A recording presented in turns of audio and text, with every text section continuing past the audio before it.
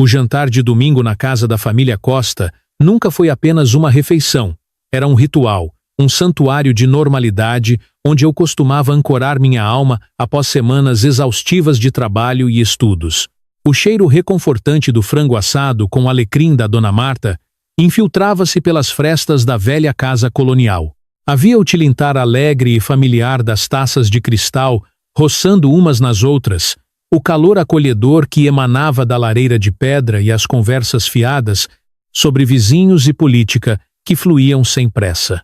Durante 6 anos, desde o dia em que Inês me apresentou a eles, eu considerei aquele lugar como meu segundo lar. Eu não era apenas o genro, eu era o filho que eles nunca tiveram. Eu estava terminando de fatiar um pedaço de peito de frango, equilibrando-o com cuidado no garfo para colocá-lo no prato da Inês, quando a ponta da minha faca parou no ar. Um som áspero e violento rasgou a tranquilidade da sala de jantar. Bia, a irmã mais nova de Inês, empurrou a cadeira para trás com tanta força que quase a tombou. O ruído da madeira arranhando o piso encerado foi estridente, agudo como um grito de alerta. Sua mão fina e trêmula estendeu-se sobre a mesa perfeitamente arrumada, derrubando um saleiro no processo. O dedo indicador dela apontava diretamente para o meu rosto, como a lâmina de um carrasco. O rosto da garota, geralmente corado e cheio de vida, estava de uma palidez cadavérica. Seus olhos estavam arregalados, injetados e transbordando lágrimas de um pânico animal. Conta para eles. A voz dela começou como um sussurro falho, esmagado pela respiração ofegante, e então explodiu em um grito de total desespero que fez as janelas vibrarem. Conta para eles o que você fez comigo, Tiago. Fala a verdade, seu desgraçado. Eu pisquei, atordoado. Meus dedos afrouxaram e a faca caiu sobre o meu prato de cerâmica com um tilintar seco e metálico que pareceu ecoar por uma eternidade. De repente, a física do ambiente mudou. Tudo ao redor pareceu afundar em uma espécie de gelatina invisível. O tempo arrastava-se, e o ar da sala de jantar tornou-se denso e irrespirável, sufocando meus pulmões. De que diabos você está falando, Bia? Eu murmurei, ouvindo o som da minha própria voz soar distante, oca, mergulhada em uma confusão genuína. Eu estou grávida de 12 semanas. Ela soluçou, agarrando a borda da mesa até os nós dos dedos ficarem brancos. Cada palavra que saía da sua boca parecia gotejar veneno sobre a toalha de renda. E o filho é seu. Foi como se alguém tivesse desligado o disjuntor principal da minha realidade. Um zumbido grave e ensurdecedor inundou meus ouvidos, o som de uma represa se rompendo, de uma vida inteira desmoronando em milissegundos. Meus olhos varreram a mesa em pânico. Procurei freneticamente pelo sorriso contido do Sr. Costa, pela risada nervosa da Dona Marta, esperando que alguém dissesse que aquilo era uma pegadinha cruel, um teste psicológico distorcido, qualquer coisa que fizesse sentido. Mas a sala estava mergulhada em um horror tangível. Nenhuma câmera escondida, nenhuma piada. Dona Marta abriu as mãos, deixando a taça de vinho tinto escorregar de seus dedos. O cristal estilhaçou-se no chão. O líquido cor de rubi espalhou-se rapidamente pela toalha branca, manchando-a como uma artéria recém-cortada, sangrando de forma grotesca. Em estado de choque absoluto, ela emitiu um gemido gutural e correu para abraçar Bia, puxando a garota contra o peito. Seus olhos, antes tão maternais quando me olhavam, agora se fixavam em mim com o pavor reservado aos predadores mais sádicos. O Sr. Costa, o homem íntegro que sempre batia no meu ombro com orgulho e me chamava de meu filho enquanto assistíamos ao futebol, levantou-se com a lentidão de um gigante ferido. Seu peito arfava pesadamente, as veias de seu pescoço saltavam. Pela primeira vez em 6 anos, o homem que eu admirava não me olhava como um membro da família, mas como um tumor maligno, a escória mais repugnante e imperdoável que havia contaminado seu lar. Rui, o namorado de Bia, estava sentado na ponta da mesa. Ele mantinha a cabeça baixa, os olhos cravados no próprio prato, os ombros encolhidos em uma mudez covarde. Ele não fez um som, não moveu um músculo, mas toda aquela insanidade, a histeria ensaiada de Bia, o nojo puro e visceral dos meus sogros, A apatia doentia de Rui, tudo isso não significava absolutamente nada comparado ao momento em que virei meu rosto, trêmulo, em direção a Inês.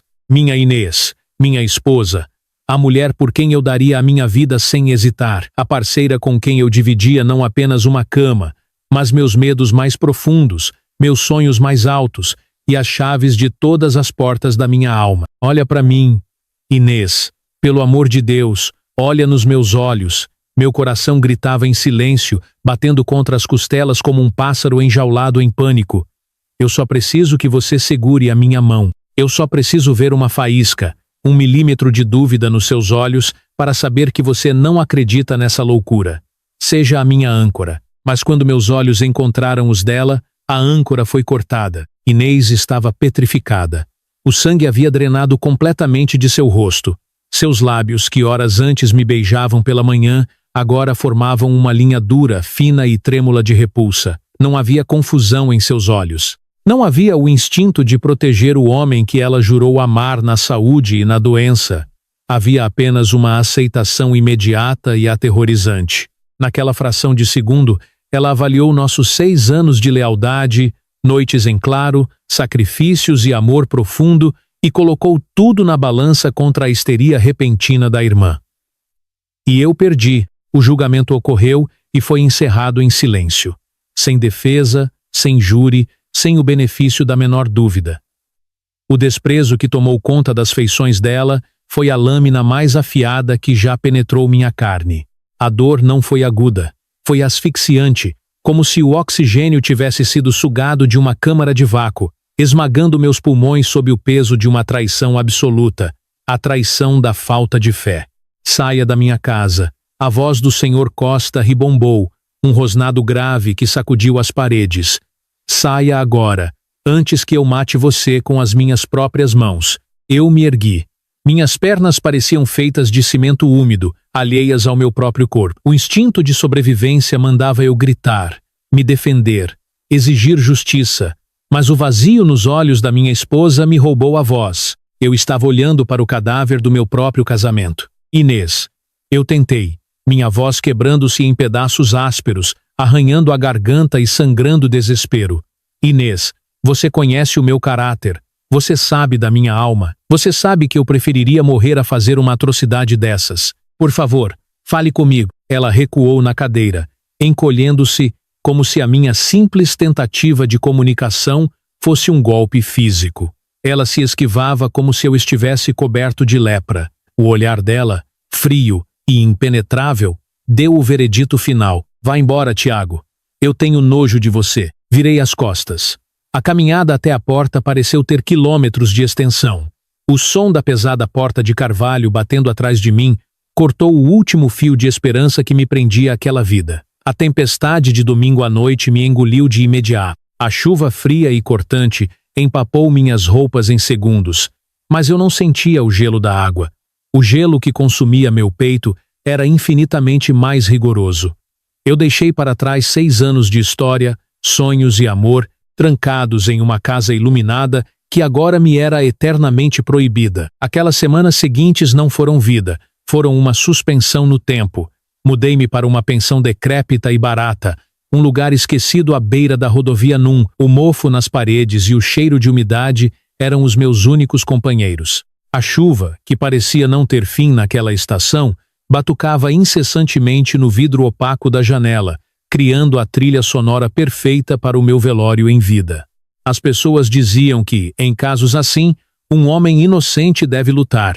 Eu deveria ter contratado advogados ferozes, exigido testes, revirado meu telefone, coletado testemunhas de álibi e provado minha inocência para o mundo. Mas a verdade brutal é que a fúria da injustiça me abandonou rapidamente, substituída por uma apatia profunda e paralisante. Eu não queria lutar. Que diferença faria limpar o meu nome perante um juiz de direito ou aos vizinhos? A única corte que importava para mim já havia dado sua sentença. A mulher da minha vida escolheu acreditar em uma ilusão monstruosa no primeiro sinal de turbulência. Se o pilar central de um edifício é feito de areia, de que adianta pintar a fachada? Durante as longas madrugadas insones, lembrei-me do nosso primeiro encontro. Foi em um velho alfarrabista no Chiado. Inês segurava um livro de poesia triste de Fernando Pessoa, e eu levava no colo um frágil bonsai de pinheiro budista. Durante nosso primeiro café, eu expliquei a ela que amar era como cultivar aquele bonsai. Exigia devoção cega, paciência silenciosa, anos de poda cuidadosa e atenção às menores mudanças do clima. Levava-se décadas para esculpir a forma perfeita de um galho forte, mas bastava um segundo de brutalidade, um único movimento grosseiro e descuidado para que o galho se partisse. E uma vez partido, você pode tentar amarrá-lo, usar arames, passar pomadas cicatrizantes, mas a estrutura interna já foi rompida. Nunca mais voltaria a ser como antes. O nosso galho não havia apenas se partido, ele fora triturado, mas o universo tem um senso de humor mórbido. A verdade encontrou o caminho para a superfície não através dos meus gritos de inocência, mas pela frieza absoluta da ciência. 3 semanas depois daquela noite, recebi uma ligação protocolar da clínica obstétrica. Devido a uma política do hospital sobre incompatibilidade sanguínea, eles precisavam cruzar os dados dos pais. O feto, nos exames genéticos, apresentava o tipo sanguíneo B positivo. Bia era O positivo. E eu, o homem demonizado cujo nome a família Costa tentou forçar na certidão de culpa, sou A negativo. A biologia não conhece mentiras emocionais. Um homem de sangue A e uma mulher de sangue O jamais poderiam conceber uma criança do tipo B. A criança possuía um gene B que só poderia vir do verdadeiro pai. A matemática celular provou, sem margem para apelação, que a semente que crescia no ventre de Bia não era, e nunca poderia ser, minha. Eu encarei o e-mail com os resultados laboratoriais na tela do meu celular, sentado na cama rançosa da pensão. Eu esperei que uma onda de alívio me invadisse. Esperei que o sentimento de vingança, ou ao menos de redenção, me fizesse sorrir. Mas não veio nada. Não havia vitória. Havia apenas uma constatação fria de que minha vida havia sido aniquilada por um fantasma. A verdade libertou a minha reputação, mas não pôde ressuscitar o meu coração. Na sexta-feira seguinte, Inês apareceu na pensão. A imagem dela me causou um choque físico. A mulher radiante e confiante que eu conhecia parecia ter envelhecido 10 anos. Ela estava parada debaixo do alpendre apodrecido do motel, encolhida dentro do casaco, ensopada pela garoa. Seus olhos estavam fundos, cercados por olheiras escuras, vermelhos de tanto chorar. Ela parecia o fantasma da mulher que um dia chamei de lar. Posso entrar? A voz dela não passava de um fio frágil, carregando o peso esmagador da culpa. Abri a porta e recuei um passo, mantendo a distância. O ar entre nós, antes preenchido por intimidade magnética, agora era um campo minado intransponível. Ela sentou-se na beirada da cama desgastada, abraçando o próprio corpo, incapaz de sustentar o meu olhar. E então, em meio a soluços convulsivos, a represa rompeu e a história imunda jorrou. Bia havia confessado tudo aos pais naquela manhã, empurrada contra a parede pelos resultados médicos. O pai era o Rui, o mesmo Rui que ficou sentado na mesa, devorando seu prato em silêncio enquanto eu era destroçado. O namorado perfeito, herdeiro de uma família tradicional, influente e radicalmente católica, que os deserdaria e os excomungaria ao saber de uma gravidez fora do casamento. No desespero cego de não perder o namorado rico e o status, Bia e Rui bolaram um plano improvisado e covarde: colocar a culpa no elo mais vulnerável da sala. O genro confiável, o homem que não tinha família própria, a presa fácil. Eles jogaram a bomba em mim para ganhar tempo, prometendo entre si que assumiriam a verdade apenas depois do bebê nascer e depois que eles fugissem juntos. Ela estava chorando tanto, Tiago. Ela ameaçou se matar. Inês soluçava, esfregando o rosto molhado com as mãos trêmulas. Foi uma mentira temporária. Um surto de pânico. Ela não pensou nas consequências. O Rui ameaçou abandonar. Lá, eu não consegui pensar direito. Eu vi minha irmãzinha desmoronando, dizendo que a culpa era sua. Eu entrei em estado de choque. Me desculpe, meu Deus, me desculpe. Ela se ajoelhou no chão sujo do quarto, segurando a barra da minha calça. Todos sentem muito, Tiago. Meu pai está arrasado. Ele chorou a noite inteira. Minha mãe não sai do quarto. Eles imploraram para que eu te trouxesse de volta. Disseram que amanhã, teremos o jantar de domingo. Só nós, sem a Bia. Nós podemos superar isso. Eu cometi o pior erro da minha vida, mas eu te amo. Nós podemos recomeçar. Eu olhei para baixo, observando as lágrimas da mulher com quem eu planejava ter filhos, envelhecer e morrer de mãos dadas. As desculpas dela eram puras, banhadas em um remorso genuíno e dilacerante. A dor dela era real, mas a clareza cristalina que se formou na minha mente naquelas semanas solitárias era impenetrável. Há certos danos que não pertencem ao reino do perdão. Não foi um erro, Inês, falei. Minha voz não tinha raiva. Era plana, serena e terrivelmente fria, como a lâmina de um bisturi. Um erro é esquecer o aniversário de alguém. Um erro é bater o carro. O que você fez foi uma escolha. Ela parou de soluçar por um segundo, olhando para mim com os olhos arregalados, esperando que eu continuasse. No momento de maior escuridão da nossa história, quando você teve que escolher entre o caráter incontestável do homem que dormiu de peito aberto ao seu lado durante 2190 dias e a histeria de uma mentira óbvia, você escolheu me ver como um monstro, eu disse, sentindo uma lágrima solitária finalmente escapar e queimar minha bochecha. Você não duvidou de mim, Inês. Você acreditou, com todas as suas forças, que eu era capaz de violentar a sua irmã e sentar na sua mesa para comer frango assado. Se você é capaz de acreditar nisso, é porque você nunca, nem por um segundo, soube quem eu realmente sou. Você é meu marido! Ela gritou, a voz rasgando a garganta, estendendo as mãos para agarrar as minhas. Nós somos uma família. Por favor, não jogue isso tudo no lixo por causa de um momento de cegueira. Me deixe consertar isso. Eu segurei os pulsos dela gentilmente, parando seu movimento, e afastei suas mãos das minhas. Fui até a escrivaninha de madeira corroída e peguei o envelope pardo que estava preparado desde o dia anterior. Deixei-o cair no colo dela. Eu já fui o seu marido, eu respondi, suavemente. Assine os papéis. O silêncio que se seguiu foi preenchido apenas pelo som da chuva e pelos soluços incontroláveis de Inês enquanto seus olhos varriam a petição de divórcio. Ela entendeu que não havia negociação. A estrutura invisível que nos sustentava já havia desabado, e não havia argamassa no mundo que colasse a falta de confiança.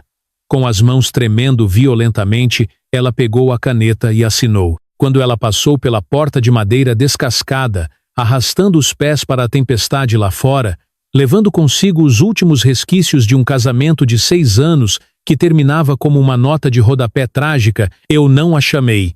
E não chorei. O epílogo foi previsível, mas distante, como ler sobre a vida de estranhos em um jornal. O castelo de cartas desmoronou.